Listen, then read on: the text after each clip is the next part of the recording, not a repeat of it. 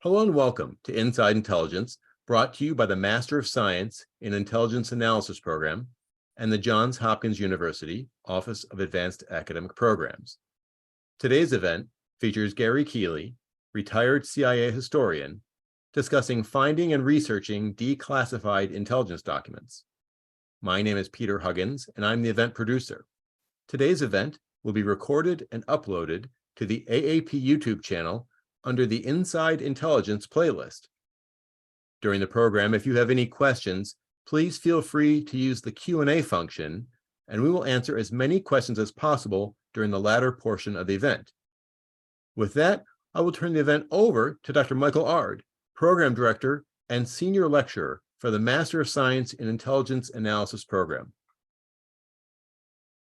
Thank you very much, Peter. Welcome everyone to our program today. And we're fortunate to have with us Mr. Gary Keeley, who's a adjunct faculty here with us in the Johns Hopkins AAP Masters of Science and Intelligence Analysis program. Mr. Keeley is recently retired CIA staff historian, broad experience across the U.S. intelligence community, including CIA, NSA, Departments of Defense, and State. During his time on CIA history staff, Mr. Keeley wrote classified monographs and articles about unique aspects of intelligence and served on the editorial board of Studies in Intelligence. In addition to his years on the CIA history staff, he served earlier in his career as a staff historian in NSA Center for Cryptologic History. He holds a Master of Arts degree in Ancient Near Eastern Studies from Brigham Young University. And he's taught not only for us, but also for American University. Welcome, Gary Keeley. Thanks for being with us. Thank you, Michael. It's good to be here. Let me share this screen with you all, because I've got some slides to show you. So this is, I'm going to start with some sort of content-heavy slide, so I apologize for that before we get to some pretty pictures. I'm not talking only here about finding declassified records, but as you can see from my title, my subtitle, we want to understand also how the absence of records due to ongoing classification affects research and how we view all this from inside the IC. Let's start with a few intelligence realities. I've got to apologize to the professors among you who know quite a lot about intelligence. We need to key this also to students who need to know some basic facts of intelligence. These should be well known to the professors, but it's important to remember that intelligence works for the executive branch of the United States government. It doesn't do things on its own.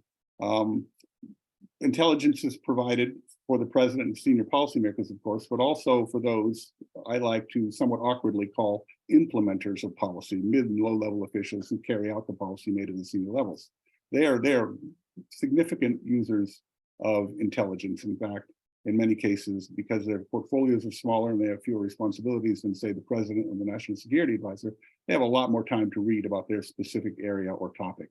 And they read not only all source analysis, but single source reports. So I'm going to come back to that a few times.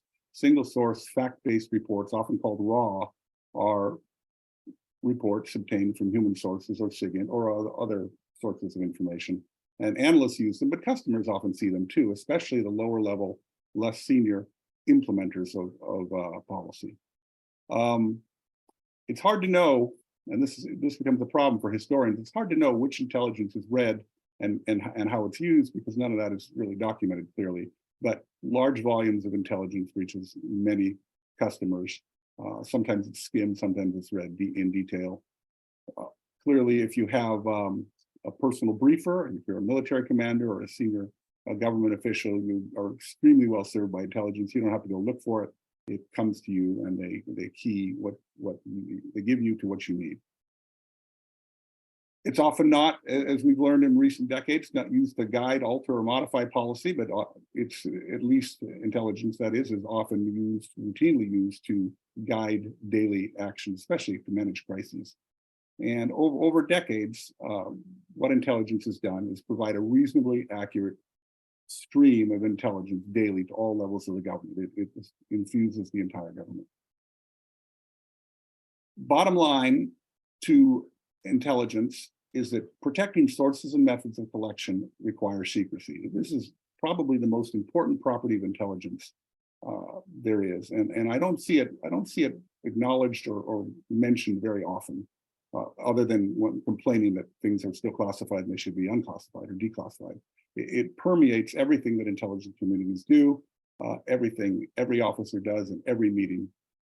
They're always concerned about protecting sources and methods. That's not something journalists, well, that's not true. Journalists do have to do this, protecting in some cases anonymous sources, but academics rarely need to worry about protecting sources and methods in this manner. So this makes this a unique discipline and a difficult discipline to study.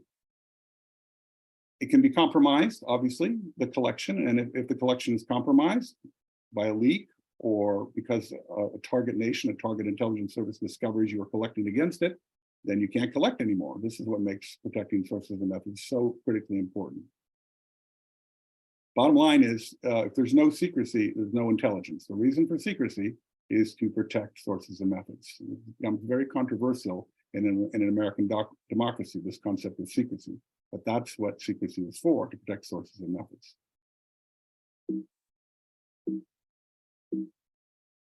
This is not wanting to advance here. There we go. I apologize, did I skip a screen? I did. There's some challenges to the study of intelligence. The main ones are there just aren't enough records that have been declassified. There's a strong focus on failure and covert action because those are easy to study and easy to learn about. So writers tend to write about what they can learn about. But it's different. It's different than ancient history where you don't really know what happened in many cases. Here, the ancient Romans are alive. People like me can read what's written outside and say, that's not right. Well, the ancient Romans can't do that. But modern intelligence professionals can see what's going on.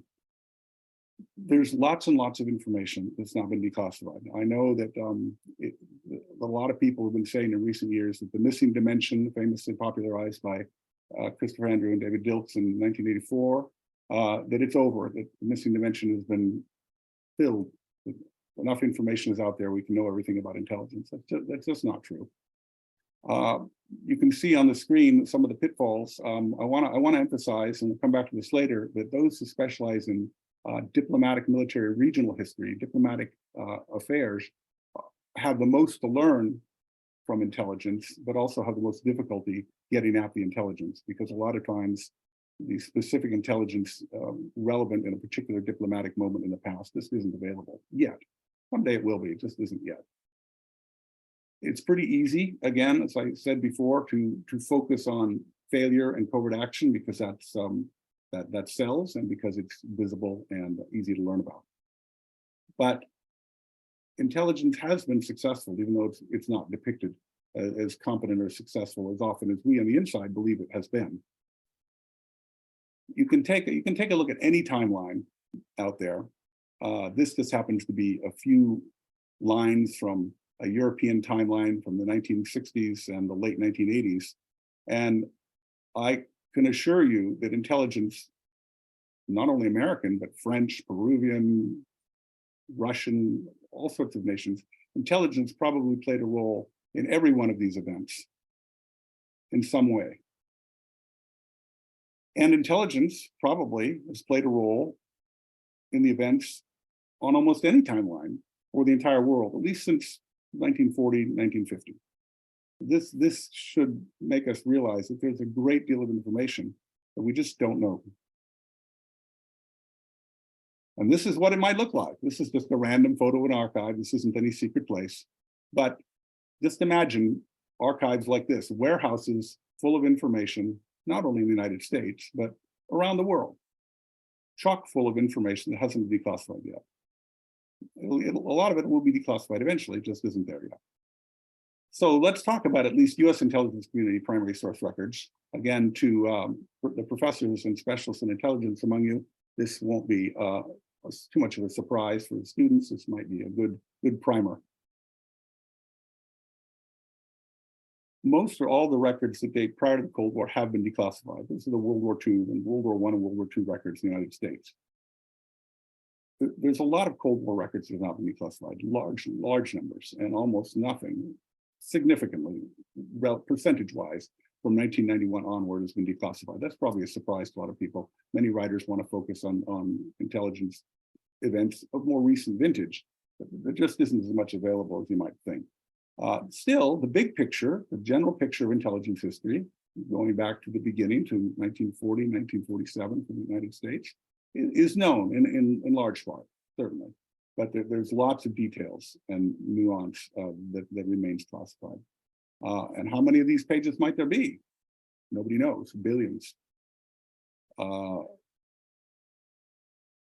Some may say there's overclassification. We've heard that in the news recently with the Chinese spy balloon and overclassification. Why can't we know more now? Agencies don't work for journalists or scholars, for better or worse. They work for the president, and their job is to protect sources and methods. So they declassify material when they feel that there are no equities at risk. And that can be many decades, many decades. Think also, again, of the approximately 200 nations around the globe. Almost all of them have intelligence services, large or small, and they all have archives to some degree. And we know nothing about most of those. So there's a great deal of information that this isn't available yet. So let's look at some specific records. I'm going to focus primarily on CIA and NSA today. I have links to other intelligence agencies' websites where they post declassified records, as well as NARA and the National Security Archive and the declassification engine, Yale and Johns Hopkins. Everybody's got websites where they put declassified records. But let's just look at a few today. And I'm putting OSS up here because there's a lot more available to the OSS records than I think we realize. Books were written by OSS members in the 1940s and 1950s. There are a lot of those out there, personal accounts of their exploits during the war. The general sense we have of OSS today is it was a sabotage organization. That's not true, actually. In my experience, OSS was as much an espionage, a traditional espionage organization, as it was sabotage. But sabotage was easier to learn about and therefore was written about more. Maybe it was more exciting too. In the CIA declassified most of the OSS records, which it had inherited from OSS, in the 1980s, but held back some until the 1990s when they declassified the rest, or almost all. I believe the agent names for the most part have not been declassified. Now, CIA did not declassify the indices that they tracked the OSS records with for decades. I don't know why. There was some sources and methods related reason in the 1980s that impelled CIA to not hand over to NARA when they declassified and transferred the records, the indices. So NARA had to put together a group of volunteers that worked for 20 or 30 years to index the OSS records so they could be useful in the context of the NARA archives. Those were not posted, I don't believe, until 2009. I've seen some of the OSS records and some of these indices put together by the volunteers. There are boxes full of material at NARA about the specific operations of what they called units or bases, stations, if you will, in the 1940s. The OSS overseas stations, the work they were doing, the liaison and partner services, the espionage they were doing. I don't think most of that has been touched. So here's an example of material that's available. It just is so voluminous and may be interested to only a limited number of researchers that it just sits at NARA. CIA, of course, here's some links where you can find some declassified material at CIA. Some has been transferred to NARA as well, but I think more is actually posted on the CIA websites and you'll find actually at NARA. You can go back to this later and find some of these. The main place to go on the new current CIA webpage, cia.gov, is down to the lower right on the page where you find the Center for the Study of Intelligence, CSI, in which the history staff where I used to work is. You'll also find the FOIA reading room in there where you can search and pull up PDFs of all sorts of declassified CIA material. Here's just an example of a couple of all source analysis pieces. Remember that CIA, DIA, and states INR are the only primary agencies that write all source analysis.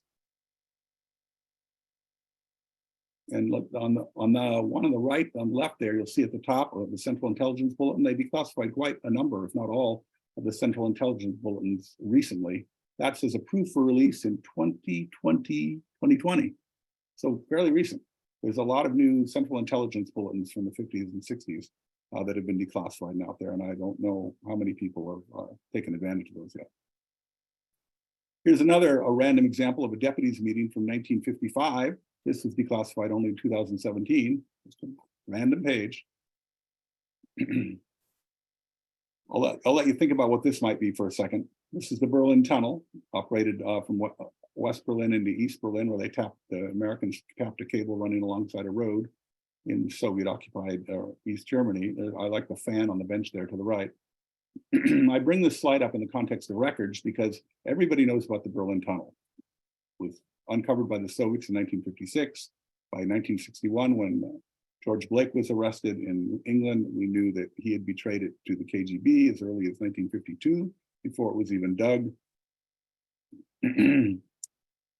But nobody ever asks about what we got from the tunnel. There are vague finger pointings about what we might not have gotten, or accusations that it was just gossip or Soviet disinformation. In fact, it wasn't Soviet disinformation, and it wasn't just gossip. The CIA wrote an internal history many decades ago that was declassified for the first time in 1977 about the history of the Berlin Tunnel. Its number, if you want the technical details, is CSHP 150. It was declassified multiple times over the years, and as recently as 2019. That's where almost all of the information, other than anecdotal accounts by participants, comes from that history. If you want to know what the Berlin Tunnel collected, what value it had to analysts and policymakers in 1955, 56, 57, that's where you go. But the actual underlying records on which that history was written have not been declassified. So here's an example of something we think we know a lot about, but the actual value of it, we have not had scholars have the ability to look at those details yet. Well, large gap.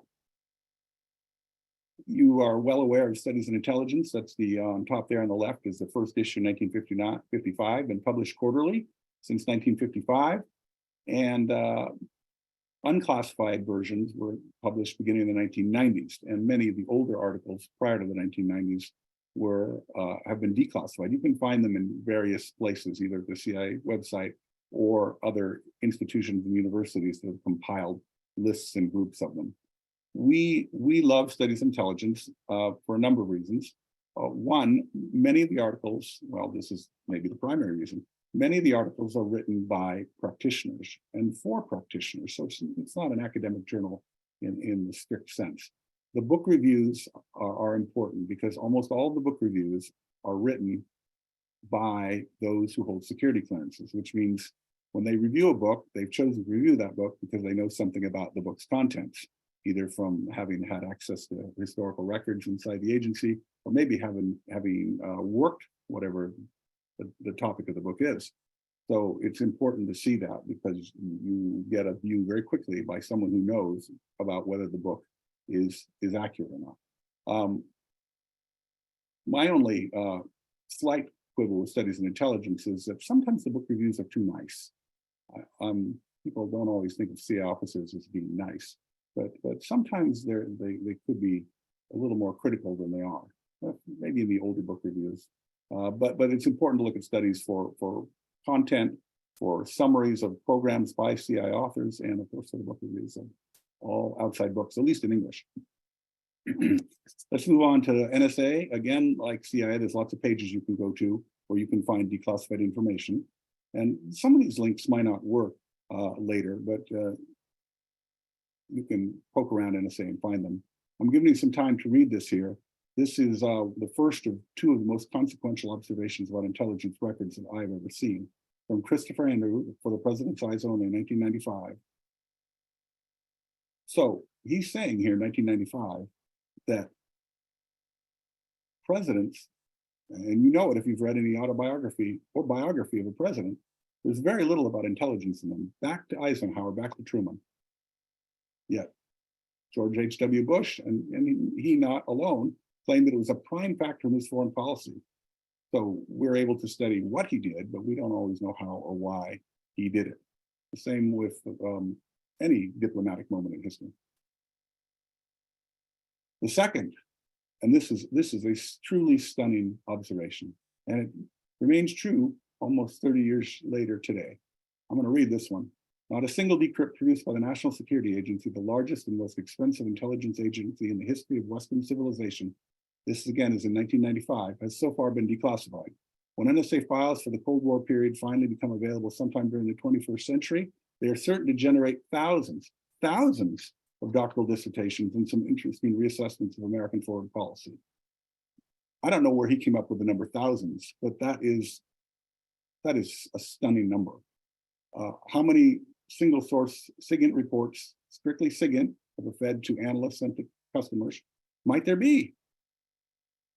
How many have been declassified? Not very many, even down to today.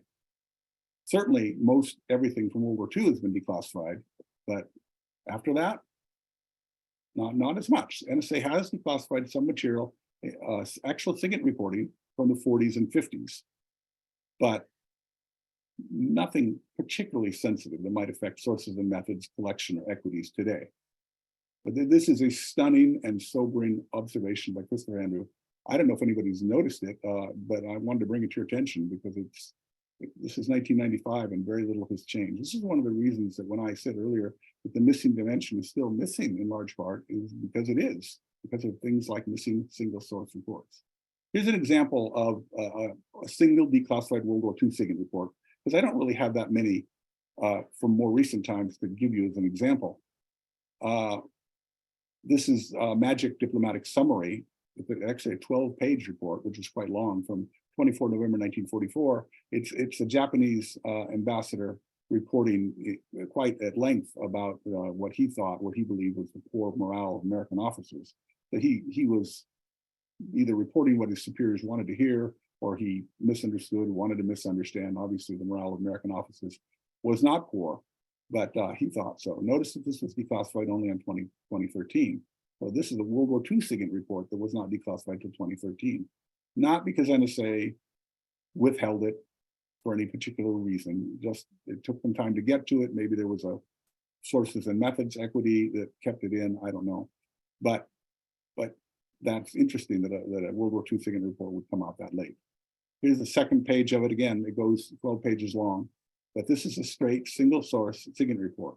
Now, we don't really care about what this Japanese ambassador said about American officers' morale during World War II, but what I want you to look at when you look at these words is how many other reports must there be like this about every topic, place, and event on Earth that prompts Christopher Andrew to suggest that thousands of doctoral dissertations, let alone articles and books, will be written in the 21st century, maybe the 22nd century, when NSA declassifies the Cold War records.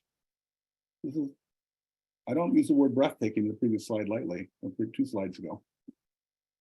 To help you out a tiny bit, NSA released a 538-page spreadsheet a few years ago. This came about because scholars were complaining to NSA. NSA said it was willing to declassify material, which is quite interesting in itself, but the scholars said, but we don't know what to ask for. And NSA published a spreadsheet listing thousands of records that some of which were unclassified at the time, had been declassified, some of which remain classified, which NSA said they'd be willing to declassify, and you can go ahead and use a spreadsheet to ask us for this specific item. It's available on the web at that link. I want to explain the numbers to the left. The line that begins with TR, that stands for an NSA transfer, TR, and NSA 457 is record group 457, which is the SIGINT or NSA records group of the National Archives. In 2016, shipment 17. So the records in this collection were transferred in the 17th installment, the 17th shipment NSA made or transferred to NARA in 2016, and that's record group 457. STINFO stands for Science and Technology Information, and the 50383 was the former NSA accession number in the NSA archives. The new accession number, if you were to go to NARA for this, would be the top line there. That's their accession number. So here's the first page of the NSA STINFO Excel spreadsheet, 538 pages. You can see I've highlighted in green there that this is composed of 343 boxes. So this may not be needed for many researchers, but some researchers might find this valuable. Let's talk about Sputnik for a minute. This is an example of an instance in which records have been available, but we've gotten it wrong. The launch of Sputnik has been called an intelligence failure. You can still routinely read today that the launch of Sputnik shocked America, shocked the Eisenhower administration. It was an intelligence failure and a surprise. That's not true. The Eisenhower administration knew all about it. In fact, everybody should have known about it because the Soviets announced it, that they were going to launch a satellite during the International Geophysical Year. It shouldn't have been a secret to anybody. It is true that the press, many in the Congress, not all, but many in Congress and the public were stunned in America. And it launched the science and technology boom and the rush to the moon in the 1960s. But the Eisenhower administration was not shocked. This may not make that much difference to history. The country was shocked, and it changed the way we did science and math in the United States. But on its face, one should ask, how could the CIA or NSA or the military have missed Soviet missiles because they were, or the Sputnik, because they were tracking Soviet missiles in the 1950s? Of course, they couldn't have missed this development. A colleague and I wrote an article a few years ago on Sputnik. It was published in fall 2017 issue Studies in Intelligence, where we showed exactly what Eisenhower knew and what he knew it. I dug deep into the CIA archives, found old documents on onion skin paper. We had it all declassified. It should be posted on the CIA website in the FOIA reading room I mentioned to you earlier. And we wrote an article showing that it wasn't a surprise. Eisenhower may have made a mistake. Everybody thought it was a race. Eisenhower didn't. So everybody was shocked. This is an example where we have records, but we're getting it wrong. The fact that Sputnik was not a surprise has been known for a long time. That fact crept into and appears in a lot of specialty books, NASA, books about NASA, books about rockets. You can find that even in the 1980s and 1990s, but you still find people today, even after our article in 2017, saying that it was a stunning shock to the administration. It just wasn't. This is an example of where the press wrote the first draft of history and it then remained, it turned into stone. It was written in stone, and it was very difficult to change. Here's another example of that, Cuban Missile Crisis, 1962. The general understanding of the Cuban Missile Crisis that is available to scholars and journalists and students today is accurate.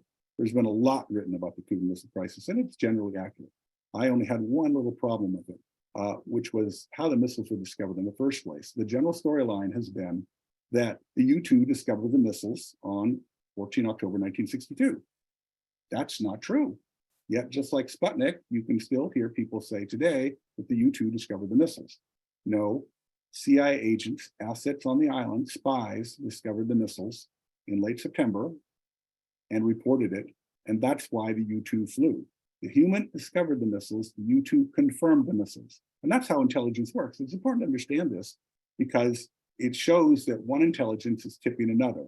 Human tipped the U-2, or tipped the analysts to the fact that they should send something. They actually sent a Corona overhead for the same reason, because of the human reports, but it didn't see it, didn't have the right resolution. So then they sent the U-2 up, specifically because of the human reports. Otherwise, it probably would not have flown because senior US officials had been preventing U-2s from flying due to the presence of Soviet SAM, surface-to-air missiles there. They didn't want to have the U-2 shot down, but they risked it. They risked the U-2 when the human reported these missiles. It was reliable human, only in late September, but it did. So this has been known for quite some time. In fact, I find it interesting that the first reference in the public sphere to the fact that agents or assets discovered the missiles is in none other than Robert Kennedy's posthumously published book in 1969. It mentions very vaguely on a couple of pages that agents found the missiles. Then it languishes for 20 years. Then there's quite a number of publications in the late 1980s and 90s where it's discussed. that human discovered the missiles. Yet here again, we still find people today saying the U-2 discovered the missiles. Now, the CIA folks that ran agents and assets were delighted to let the U-2 take the credit, quote unquote, because they wanted to stay anonymous and protect their assets. Intelligence is not about taking credit and being a celebrity. They were happy to protect their assets and let the U-2 take credit. That's an important thing to know about intelligence. So there's two important things to learn about this little piece of the Cuban Missile Crisis. One, that one intelligence can tip another, can tip another, and two, that intelligence officers will protect their sources and methods, even if it means being anonymous, remaining anonymous. Certainly awards were given inside Langley, promotions were had, I'm sure, but that never made it to the public. I wrote an article in AFIO's, the Association of Foreign Intelligence Officers, periodical, The Intelligencer, in the fall of 2022, this last fall on the anniversary, about this little piece. That is not online, however, that's only in the print journal. So this is another example where we have lots of information, but there was a sense that the U-2 did it and the first draft of history became history. It wasn't accurate. Here's an example of one of the reports, in fact, that spurred the analysts in Washington to believe that perhaps there really were nuclear capable missiles in Cuba. Notice the source on the left, third of the way down, says Cuban national, comma, and then it's all blocked out. This is a good example of how they protect sources and methods. That's a byline that would explain, not in true name, but would explain the nature of the source, what access the source had, and why the agency considered the source reliable or not. And then you have the details. This was only declassified in 2012, but I believe it was also declassified earlier. The agency declassified these single source human reports from the Cuban Missile Crisis more than once. Sometimes that happens, right? They'll declassify things one time, like the CSHP 150 in the Berlin Tunnel, and then declassify it again a few years later with more included, less redacted. So you have to keep track of your versions if you're interested in a particular topic. This is a classic example of a single source, human, fact-based report, like similar to the ones we were talking about earlier with NSA, the single source SIGINT reports that Andrew was looking forward to finding in the 21st century. So there are very few historians or museum officials or public relations officers in the intelligence community. We are vastly outnumbered by journalists and scholars and professors outside the IC. Everybody's been writing about intelligence from the 1950s, certainly from the 1970s. You can see some observations we make on the inside. One of the challenges we have is that even though we're the ancient Romans who are alive and know what happened, we can't always respond because there aren't enough of us to respond to everything, and in many cases to help. We would like to help, but we can't respond to everything, and we're also limited in our need to or requirement to protect sources and methods. So here, this is my last slide. Here are some things you should pay attention to if you're a reader of articles and books about intelligence, and certainly if you're an author of books and articles about intelligence.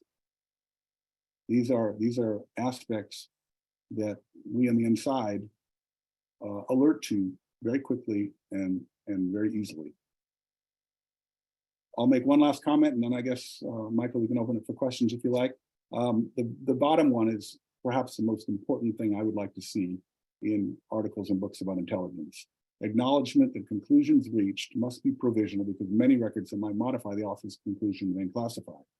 Now, I know that's probably an unwelcome ask, something you don't want to do because it might weaken or undercut whatever the argument one just made in one's book or article is. But that is just the reality. This is an unusual academic discipline because we're dealing with agencies that are going to hold on to those records until they believe that there are no sources and methods, collection, equities that can be damaged by releasing them. It's just not like most disciplines. And that's just the nature and reality of this one, and that's where we're at here. Thank you very much. Gary, thank you very much. That was very enlightening, great detail, and just a few questions. We want to get to questions in the chat. Anyone has a question, they can put it in the Q&A or the chat. Thank you. One question I had was, we mentioned a little bit about curated releases and records. Can you comment on that briefly? Yeah, there's a lot of complaint, and justifiable, on the part of scholars, not so much journalists, but scholars, that when the intelligence community, any of the agencies, releases documents, they release what they want to release. They're curated, they're controlled. Scholars, of course, fair enough, want to see everything, and they want to decide what they can use, and they want to examine all of it. They want to examine it skeptically. But unfortunately, given the unique nature of this discipline, where you're studying intelligence agencies that are still operating, these aren't hundreds of years old, they're still functioning, and they have sources and methods, equities, they're just not going to release everything. They also don't have enough people to release everything. They're also, before someone asks, they're also just not going to wave a magic wand and declassify everything.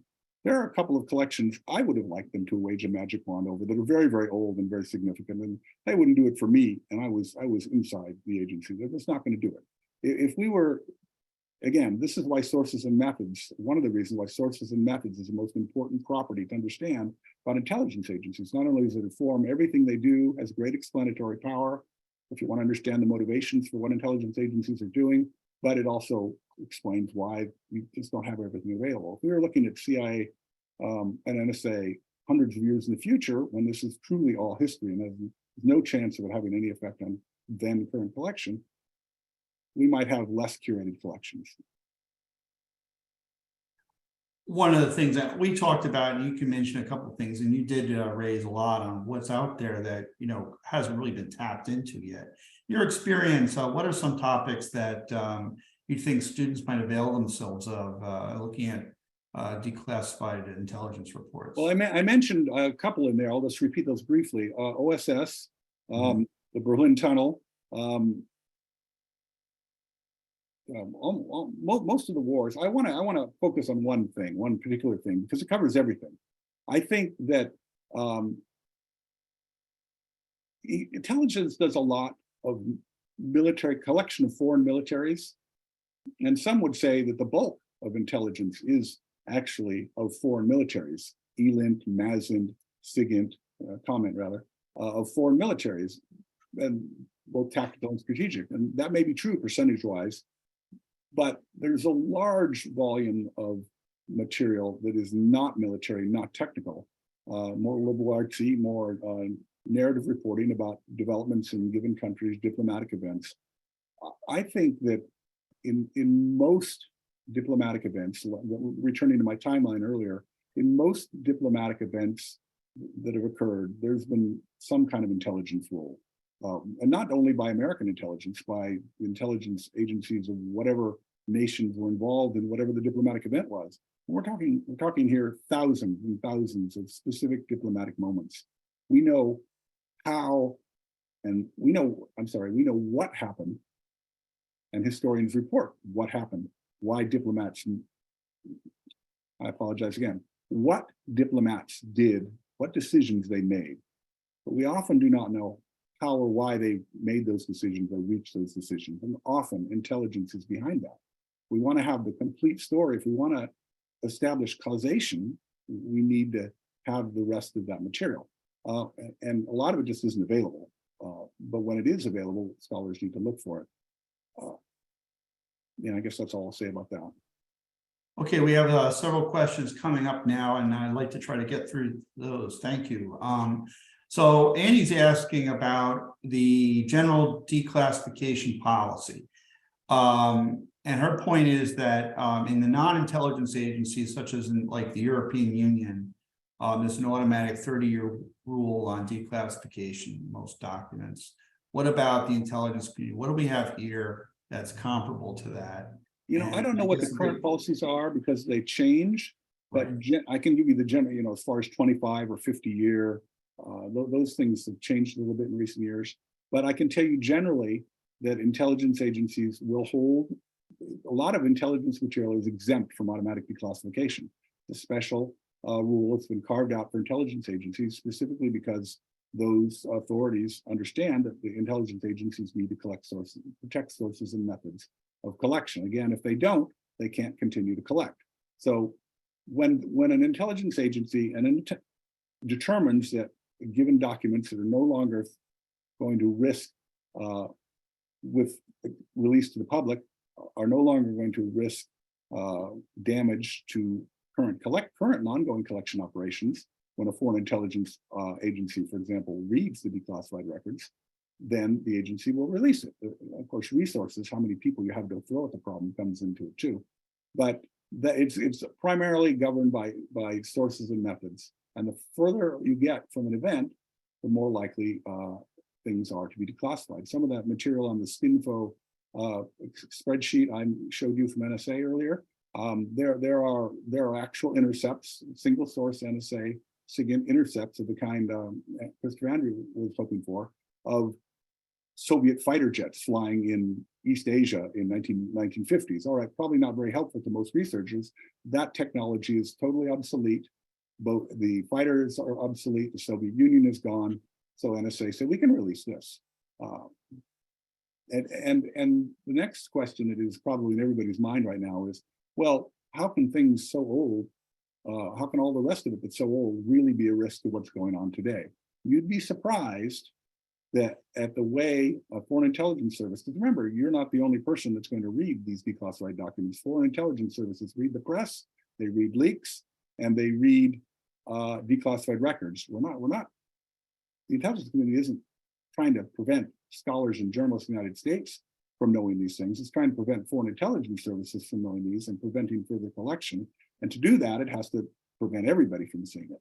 So they're going to read these declassified records. And if the intelligence agency has determined that there are ways that intelligence service can use even something very old to hurt us, to hurt our collection, hurt our capabilities, then they're not going to declassify it. Agent names are a classic example. People routinely say, I can't believe that anything from 50 years old, any intelligence operation needs to be classified. There are grandchildren and great-grandchildren of former assets still living around the world. We are not about to risk retaliation on those grandchildren of people who worked for us long ago. The grandchildren may not even know that their grandfather or great-grandfather worked for CIA or the Brits. We're going to protect the sources and methods, and that includes the families of those we just want to protect. Right. So this is very difficult and I think hard for people who don't work in intelligence to get their arms around, especially if they want records and want more now, but it's just the reality. Yeah, that's a good answer. Let me, and Andy, I want to, I'll introduce you to Gary after the presentation Sure. via email, and you can ask some of your other questions directly to him. I'm sure he'd be delighted to answer you. Let me say, Michael, if anybody wants to email me, get your pens out. I'll give you my Johns Hopkins email address right now. If you have questions you want to ask me about how this works, or about your research interests and how to read between the lines, I can maybe point you in the right direction. My email address is gkeeley, Gkeeley, the number 1, gkeeley1 at Johns Hopkins, and the rest. All right, thanks. From one of our faculty members, Bob asked, not so much as a researcher, but I'm curious about my father's career at NSA, who was there from 65 to 95. Have you any requests like these at the Cryptological Museum? Any tips or suggestions on how to find out more? Let me start out with the bad news, then go to the good news. The bad news is that all of these agencies have thick personnel files on everybody who's ever worked for them. I mean, thick sometimes.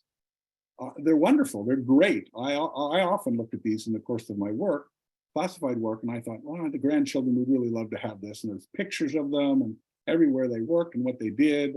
But the agencies will never release any of those because they contain personal information and evaluations, performance evaluations. So they're just, that's the primary source, but you're never going to get a hold of those. You can go to places like the Cryptologic Museum and talk to the museum curators there. Another good place to look, and this depends on the individual you're looking for, but the National Archives has got very good, very thorough indices of individuals who serve in the federal government. And the further back you go, the better they are. So you might try, you probably have to go to the National Archives and meet with an archivist and sit down at a table and say, this is what I need. And they'll walk you through the right indices and maybe can help you out. But it's difficult because anything classified, you're not going to be able to get hold of. Another question, Bridget asked, have there been instances, this is sort of an opinion, in which classified intelligence has been declassified prematurely? Yes, absolutely. And sometimes one agency will declassify something without properly consulting another agency. And the other agency will say after the fact, what did you just do? And I'm not able to give you any details about the several instances I know of.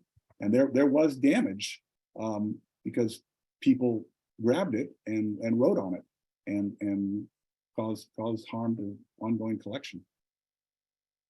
More often you hear people complain about how information is released and then pulled back in and reclassified. Right. I don't understand any, I can't explain how or why that's done.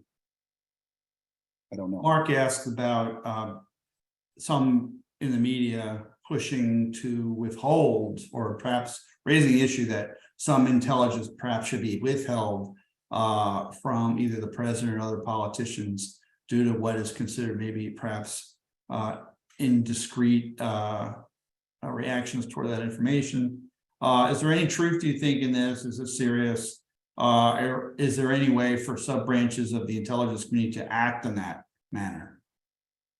You know, I don't know. That's current events, and I was for the last years of my career, I was working in history. I also never worked on the staffs that serve the president or other senior policymakers. So I don't know how they do business. I know the job of the intelligence community is to provide information for the policymakers. Obviously, senior policymakers, as I mentioned earlier, don't have time to read everything. They have to be given what they ask for or what the intelligence community thinks they need, because they only have so much time in a day for intelligence. Somebody at a lower level, someone who's implementing policy, they use intelligence more frequently, perhaps better and in more detail, and they may or may not have briefers. They or their staff can do it for themselves. But the job of the intelligence community is supposed to be impartially and quickly get material to policymakers. I wouldn't know if or when that might happen. That's an interesting thing. Let me mention something else about dissemination. I should have mentioned it in one of the slides earlier, but it's going to be difficult, or maybe it was written in the slide and I didn't comment on it. It's difficult for scholars to determine which official saw which piece of intelligence at which moment in time, or if they did, or if they paid any attention to it. I fear that as more material is declassified, and in most cases, there's no way to know if a given official saw it, let alone acted on it. I fear that scholars are going to dismiss intelligence entirely. We'll say, we have no way to determine to our scholarly levels, to our scholarly requirements, that this official saw that. So therefore, we're going to assume when we write this article or book that he or she did not. Well, then you've just eliminated the entire reason for studying this at all. The entire intelligence dissemination system, both for the single source, human, IMIT, and SIGINT reports, and for the all source analysis, was to ensure that it got to those who needed it in a timely manner. The intelligence community spent a very large percent of its resources making sure that the right report got to the right official quickly. This goes back decades. They fine-tuned it constantly. So watch for that. Scholars are going to have to figure out how to handle this. You can't just assume that because you can't tell if the policymaker saw it or acted on it, that therefore he or she did not. That you might as well stop studying intelligence if that's going to be the approach. Thanks. Matthew asks, do you think that the relatively slow release of previously classified intelligence has hindered the progression of intelligence analysis as an academic discipline? I don't think so.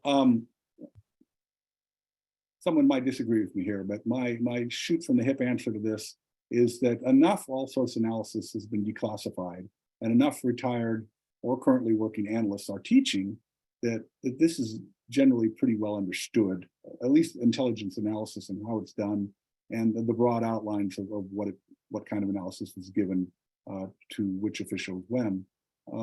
I don't worry about that so much. I worry more about collection. I think collection is not well understood, even though we cover it in some of our courses.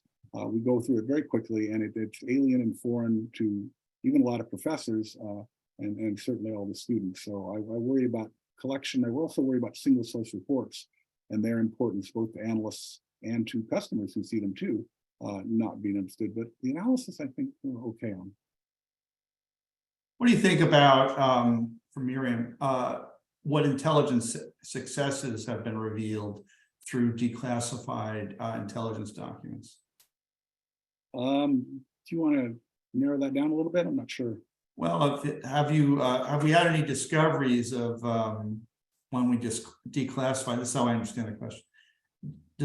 New discoveries on intelligence successes based on our declassification of older documents. Well, I'll give you a couple of examples today. The Berlin Tunnel and Sputnik, Cuban Missile Crisis. Right. I'd have to think about that for a second. There are going to be some, but what's blocking my brain here is that I want to say something else about success, if I may. I think the entire notion, and I've written this in internal classified papers, I think the entire notion of success and failure is not necessarily the greatest framework for us to judge the role and value of intelligence. Perhaps one of the scholars in the group here can write a paper on epistemology here. The whole purpose of the intelligence community is to provide a routine, regular, significantly numerous streams of intelligence reporting. We tend to look at it in discrete moments. This was a failure. That was a success. And that may be true. There may be failures and maybe successes. I think there are fewer failures than people think, and there are far more successes than people know.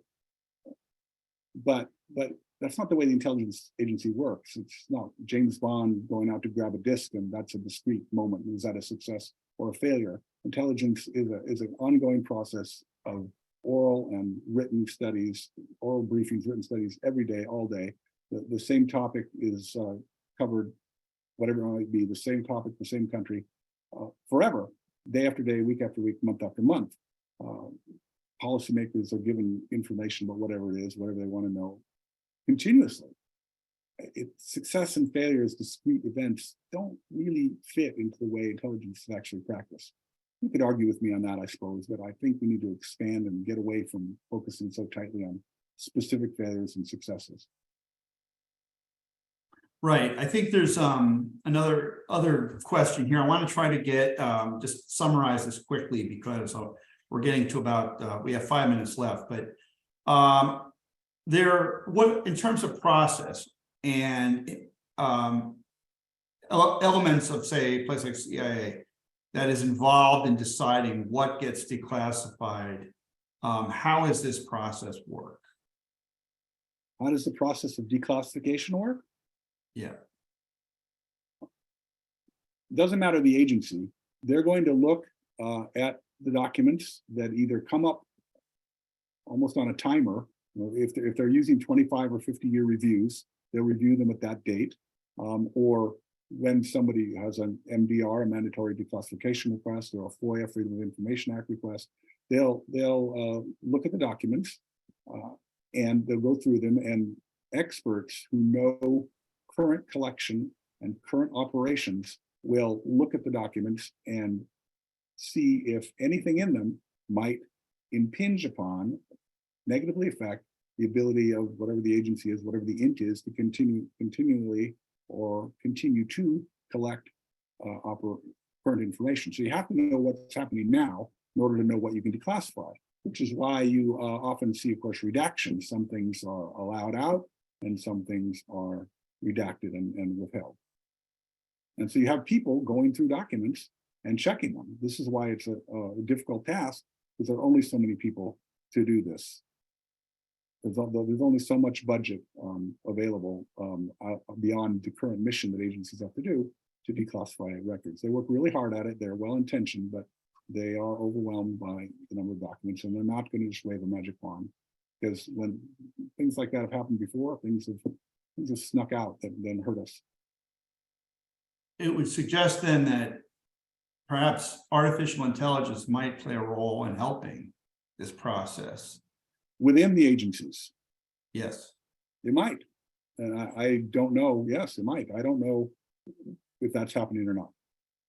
But it could perhaps lead to helping the process.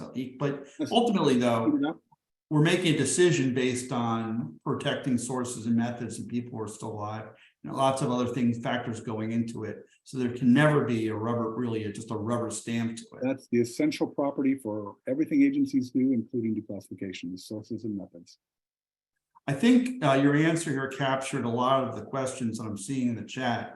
I'm trying to make sure that we can cover them all in a couple of minutes we have left. I think that, and by the way, thank you everyone for also posting some very useful links in the chat. I appreciate that.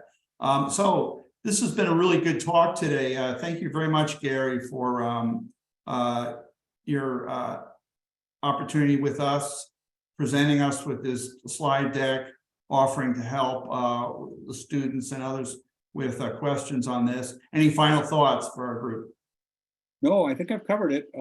This is a vast field, even though it's a narrow slice of current events and history. There's a lot of other history out there. The number of records and the number of, I've always thought the place was a blizzard of activity. All the agents in the IC, there's a blizzard of activity. 100,000 people, give or take, working at any one time. Just so many things happening. They're all generating records. That's what they do. They generate records for a living. They're not building cars. They generate paper for a living. So there's a huge amount of material subject to investigation. It's going to take a long time to come out. I would encourage people to avoid frustration, to try to write on subjects where you can find enough declassified records, which means further back in time, which may be frustrating. Adjacent archives, as popular as those have become since the 80s and 90s, Christopher Andrew again, using adjacent archives to get at what you couldn't because the intelligence agency wouldn't declassify it. That's great, but it's only going to take you so far. You need the declassified primary source records. And there are a great number of them that just haven't been declassified. My final Thank you very thought is, much. again, anybody who didn't get the question answered, please email me if you like. By the way, this recording will be on our JHU AAP YouTube channel in a day or two. So look for it there, and you can follow up with Gary, and his email is also in the chat. And join us again for Inside Intelligence on March 1st, when James Acuna will be with us, former operations officer and Russia expert, who will talk about the Ukraine conflict 1 year later, an intelligence perspective. So that's on 1 March. Gary, thanks for being with us, teaching the program, and we'll look forward to having you back soon. Great, appreciate it. Thank you. Thanks, everybody.